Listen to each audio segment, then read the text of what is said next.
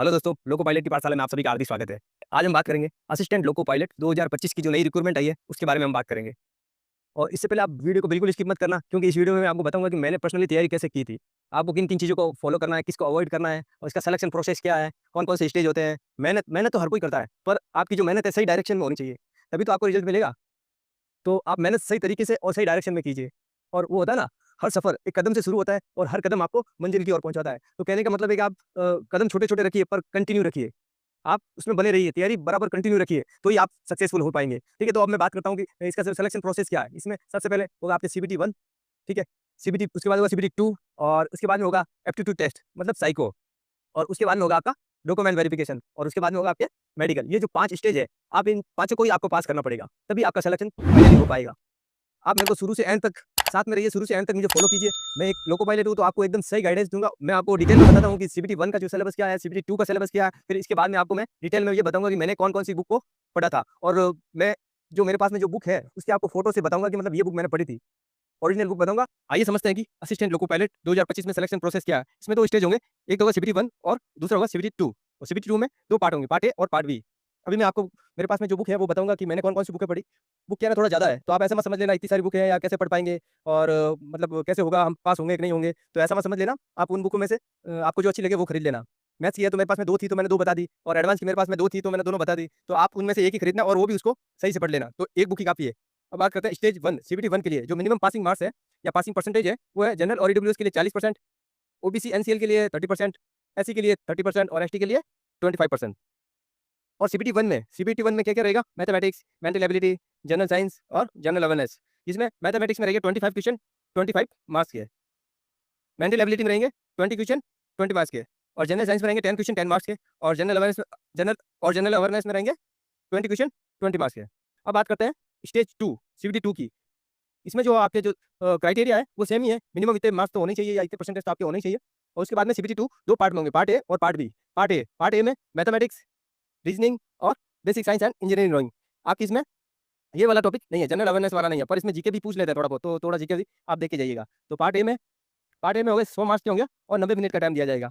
और part B में जो आपकी ट्रेड है, जैसे इंजीनियरिंग है, आईटी है, उसमें आपकी जो ट्रेड थी उसके रिलेटेड ही आपके क्वेश्चन आएँगे, वो आएँगे 75 मार्क्स के रहेंगे और 60 मिनट में। तो टोटल आपको दिया जाएगा 175 क्वेश्चन 2.5 घंटे में। ये आपको करना होगा जिसमें पार्ट ए, पार्ट बी दोनों शामिल है। ठीक है? और इसमें जो मिनिमम पासिंग मार्क्स है, ये 35 है। तो आइए चलते हैं कि मैंने कौन-कौन सी बुकें पढ़ी थी। अभी आपने देखा स्टेज 1 का जो सिलेबस था, वो क्या था? जिसमें रीज़निंग है, मैथ्स है, साइंस है और जीके करंट अफेयर्स है। ये 4 है और इसके बाद में सीबीटी 2 में पार्ट 1 होता है, यही सब्जेक्ट होते हैं और पार्ट बी होता है, जिसमें आपके ट्रेड के रिलेटेड क्वेश्चन आते हैं, वो भी आपको मैंने डिटेल में बताया ही था। और अब मैं आपको बताऊँगा पढ़ना कैसे है। आपको 1 दिन में कम से कम मिनिमम 8 घंटे पढ़ाई तो आपको करनी पड़ेगी। हर सब्जेक्ट को 2 घंटे, रीज़निंग 2 घंटे, मैथ्स 2 घंटा और जीके 2 घंटे और साइंस ये 2 घंटे। ये 8 घंटे आपको कम से कम पढ़ना है और उसके बाद में 1 घंटा आपको प्रैक्टिस सेट मिलाना है। ठीक है? और उसके बाद में आप चाहो तो अपनी पढ़ाई को मतलब और 10 घंटे कर सकते हो, बढ़ा सकते हो, 11 भी कर सकते हो। अगर एग्ज़ाम पास ना आए तो 12-12 घंटे भी पढ़ना पड़ेगा। मैंने खुद ने पढ़ाई की थी। तो अब बात करते हैं कि मैंने कौन-कौन सी बुक को पढ़ा था। और सबसे पहले नंबर पर ये है मेरे पास में कंप्यूटर। ये जो लुसेंट की है, कंप्यूटर की है, ये आपको ज़्यादा डीपली नहीं तो पर इतना तो आपको पता ही होना चाहिए, जो 2-3 क्वेश्चन ऊपर-ऊपर से आते हैं वो आपको इससे मिल जाएँगे। इसको आपको 2 से 3 बार इसको आपको पढ़ना पड़ेगा। ठीक है? उसके बाद में है ये आपके सामान्य विज्ञान, ये है लुसेंट की। इसको आपको इसमें आपके केमिस्ट्री, बायोलॉजी सब कुछ इसमें आ जाएँगे, तो ये एक साइंस के लिए ये कॉमन है, इसको आपको पढ़ना है। ठीक है? और उसके बाद में ये भी लुसेंट की मैंने पढ़ी थी। लुसेंट की सामान्य ज्ञान, ये पूरा इसमें हिस्ट्री, ज्योग्राफी, इकोनॉमिक और भारत का संविधान ये सब कुछ आपको इसमें मिल जाएगा, तो इसको तो आपको अच्छी तरह से पढ़ना ही है। ठीक है? इसके बाद में आपको करंट अफ़ेयर्स में मैंने ये 2 बुक, ये दोनों स्पीडी की है। ये ईयरली होती है, तो आपको ये वार्षिकी, मतलब ये आपको खरीदनी है और यही पढ़नी है। मैंने ये इसकी इसी को प्रेफरेंस दिया था, यही पढ़ी थी। तो ये एक तो इसका पैटर्न एकदम ऐसा होता है कि आपको इजीली आपको याद रह जाएगा। और इस तरह से ये छपी है अंदर से, ये देखो, ये देखो, पूरा ऐसा पैटर्न है, आपको याद करने में इजी रहेगा। और इसमें सब कुछ है, ठीक है। और आपको 10th की एनसीईआरटी की बुक भी आपको प्रेफरेंस में रखनी है, जिसमें 10th, 8th, 9th, 10th ये तीन। और अगर आप ज़्यादा पढ़ना चाहें तो 11th और 12th को भी आप पढ़ सकते हैं। और इसके साथ में आप जो प्रैक्टिस सेट है, वो भी आप साथ में मॉक टेस्ट लगाते रहें। उसके बाद में बात करते हैं रीजनिंग की। ये रीजनिंग की बुक है, ये है रामनिवास मथुरिया की। ये रामनिवास मथुरिया की, ये इसमें मैं ये एक ही चीज के दो तरीके से मेथड से बताया गया है। और इसमें मतलब एकदम लैंग्वेज इतनी इजी है कि आप आसानी से पढ़ सकते हैं। और अगर आपके पास में कोई और रीजनिंग की हो, रेलवे की रिलेटेड कोई हो, तो उसको भी पढ़ सकते हैं, एसएससी की पढ़ सकते हैं। रीजनिंग में ऐसा कुछ नहीं है, सब में कॉमन आता है। बस यही ध्यान रखना है कि आपके जो चैप्टर है वो मैच करने चाहिए। ठीक है, आप एक बार साइंस पूरा जो आपका है सिलेबस, उसको मैच कर दीजिए आपके बुक के साथ में।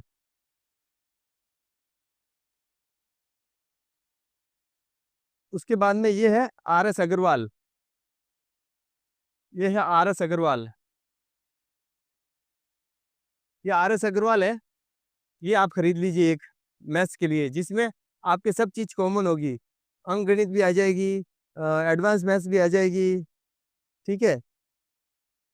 अगर कुछ और बुक नहीं पढ़ सकते हो तो ये एक मैथ्स के लिए जरूर खरीद लें। और उसके बाद में ये मैंने पढ़ी थी, इसका तो जो कवर भी अब फट चुका है।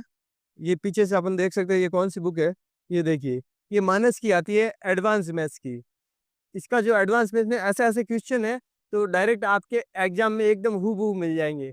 आप ये एक बार इसको खरीदना, इसको देखना ये कैसी बुक है। अगर समझ में आया है तो ही आप परचेज करना। आप दुकान पे जाकर एक बार इसको जरूर देखना मेरे कहने से। ये मानस की बुक है, बहुत ही अच्छी है। एडवांस मैथ्स है इसमें ओनली। अभी मैंने आपको बताई थी आर एस अग्रवाल, आप चाहे तो उसको खरीद सकते हैं। अगर ये आपको अच्छी लगती है तो ये खरीद ले। मैंने दोनों को कंबाइन करके पढ़ा था, जो चैप्टर इसमें अच्छा लगा तो उसमें पढ़ लिया, जो चैप्टर इसमें अच्छा था उसमें पढ़ लिया। तो ये रामनिवास मथुरिया की जो आपको मैंने बताई थी रीजनिंग की, वो ये सेम रामनिवास मथुरिया की मैथ्स की है। इसमें भी एडवांस मैथ्स है, मैथ्स है। और उसके बाद में बात करते हैं, ये दोनों बुक बता दी। उसके बाद में मेरे पास में ये थी, ये मैथ्स की, अर्थमेटिक की थी। और इसकी एक आती है एडवांस की, ये अर्थमेटिक और ये है एडवांस। ये दोनों बुक है। इन दोनों बुक में, ये राकेश यादव की है, ये राकेश यादव की। इन दोनों बुकों में यही है कि सबसे बढ़िया क्या है, ये हाथों से लिखी हुई है, हैंड राइटिंग। ये देखिए, ये हाथों से लिखी हुई है और एकदम सही तरीके से समझाया गया है इसमें। और ये एक एडवांस मैथ्स की, ये एडवांस आप चाहो तो खरीदो। अगर आपके पास पैसे की कमी हो, नहीं खरीद पा रहे हो, तो ये आप तो ये जरूर खरीद लें। ये मैथ्स की जो हाथों से लिखी हुई है, बहुत ही अच्छी किताब है। एक बार आप इसको भी, आप जब भी आप शॉप पे जाएं, तो आप इसको भी एक बार जरूर देखें, अच्छी लगे तो जरूर लेके आना। उसके बाद में बात करते हैं अपने हाथों से बनाए हुए नोट्स की। ये दो है मेरे पास में कॉपी, जिसमें मैंने हाथों से नोट्स बनाए थे। आपको बता दूं, ये देखो, ये पहले तो मैंने ये हिस्ट्री के बनाए थे। ये खिलजी वंश, ये रजिया सुल्तान, ये सब कुछ मैंने हाथों से बनाए थे। ठीक है। और उसको उसके बाद में मैंने ये पीछे जो है संविधान का है, ये पूरा संविधान का इसमें दे रखा है। ये भी मैंने खुद से हाथ से बने थे। खूब सारे क्वेश्चन मेरे सेम टू सेम इसमें से मैच हो गए थे। और मेरे को इससे सबसे बड़ा फायदा क्या होता है, ये आपको याद भी जल्दी होता है। ये खुद का बनाया हुआ नोट्स आपको बहुत जल्दी याद रहता है। और उसके बाद में इसमें भी मैंने ज्योग्राफी के और करंट अफेयर्स के भी खुद के नोट्स बनाए थे। और अब बात करते हैं, ये मेरे पास में है जीव विज्ञान। ये जीव विज्ञान है, फर्स्ट ट्रैक की है। और जीव विज्ञान, इसमें जो भी है, ये क्वेश्चन है, ये इसमें बहुत अच्छी तरीके से भी बता रखा है। ये देखिए, थोड़ा डीपली है पर बुक छोटी है, बिल्कुल देखो पतली सी बुक है, डीपली है पर ये क्वेश्चन आपको ऐसा खुद को लगने लग जाएगी हाँ ये एग्जाम में आ सकता है, ये बुक बहुत अच्छी है। ठीक है, आप चाहो तो इसको भी प्रिपेयर कर सकते हो। फिर ये अगर ये आप चाहो तो रख खरीद सकते हो, वरना इतना कोई है नहीं इसमें जो ऑक्सफोर्ड की है, इसमें जो एटलस मानचित्र इसमें दे रखे हैं, नक्शे वगैरह इसमें दे रखे हैं, ये देखो इसमें नक्शे से समझाया गया है, जो भी चीज समझाई है वो नक्शे से समझाया गया है पूरा। उसके बाद में सबसे एंड में है ये मेरे पास में जो उस समय 2018 में जो हमने तैयारी की थी, उस समय जो मॉक टेस्ट थे प्रीवियस ईयर्स के, वो आप जरूर लगाइए। वो अब आपके पास में 2018 के और 2024 के हो जाएंगे, ये दोनों के आपको मॉक टेस्ट जरूर लगाने हैं। ठीक है, तो आशा करता हूँ कि आपको ये वीडियो अच्छा लगा होगा और आप हमारे साथ में बने रहिए, ऐसे ही मोटिवेट करते रहेंगे। और आप कौन से टॉपिक पर वीडियो चाहते हैं आप मुझे कमेंट करके बताइए, और चैनल पर बने रहने के लिए आप चैनल को सब्सक्राइब करिए, वीडियो को लाइक व शेयर करिए। तो मिलते हैं लोको पायलट की पाठशाला के अगले वीडियो में, तब तक टेक केयर।